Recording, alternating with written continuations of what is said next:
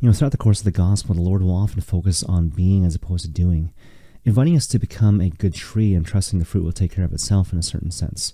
Now, that said, there's other moments in the gospel where the Lord gives very particular advice for particular situations.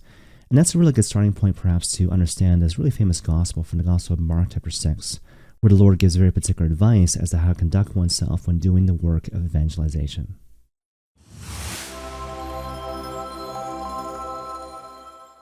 And so right off the bat, the Lord invites his disciples to go out 2 by 2 as opposed to as individuals.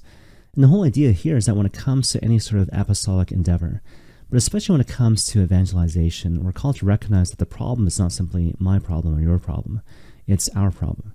And so therefore the process to come up with a corresponding solution has to reflect this particular reality. And so the example that comes to mind, I remember once hearing a story about the weight-bearing capacity of Belgian horses, otherwise known as Clydesdales, which are apparently the largest horses in the business.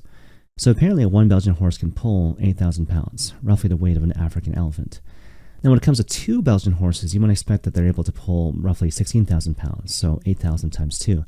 But no, the answer is 24,000 pounds. And then when it comes to 2 trained Belgian horses, they can pull roughly 32,000 pounds. And on top of that, get this, the world record apparently for 2 Belgian horses is 52,000 pounds. So roughly 7 times the weight-bearing capacity of one single Belgian horse.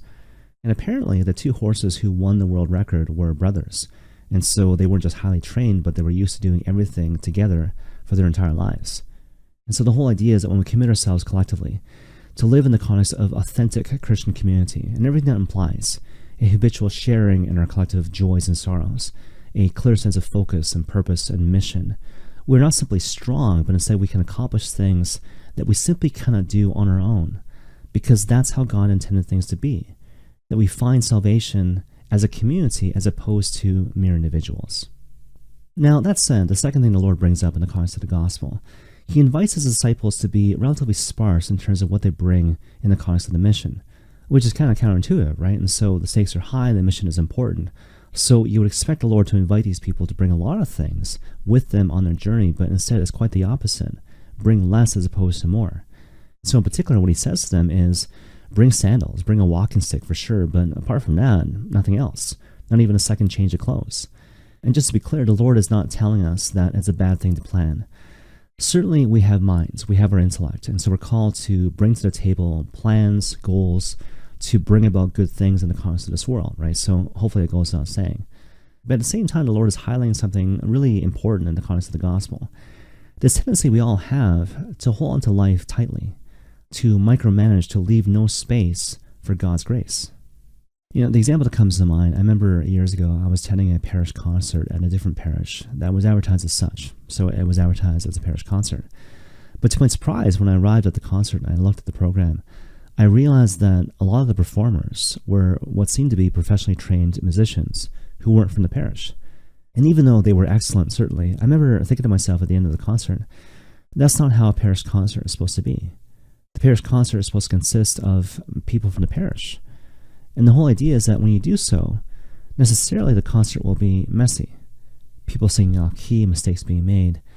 But here's the point, there's a certain beauty in the messiness. There's a certain beauty in even mistakes being made. But the only way you can discover that particular reality is if you learn to let go.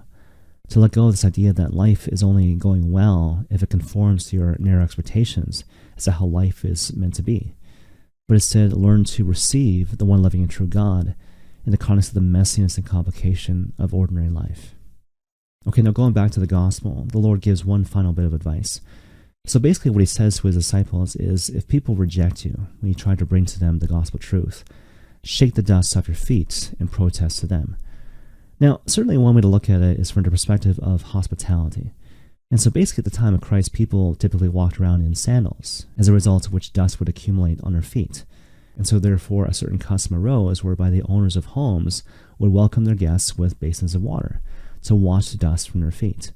And so therefore, for the disciples of Jesus to be told to shake the dust off their feet is to basically invite them to give this nonviolent protest to the people who reject them in terms of saying to them, look, you didn't even show me a basic level of Jewish hospitality. So there's that.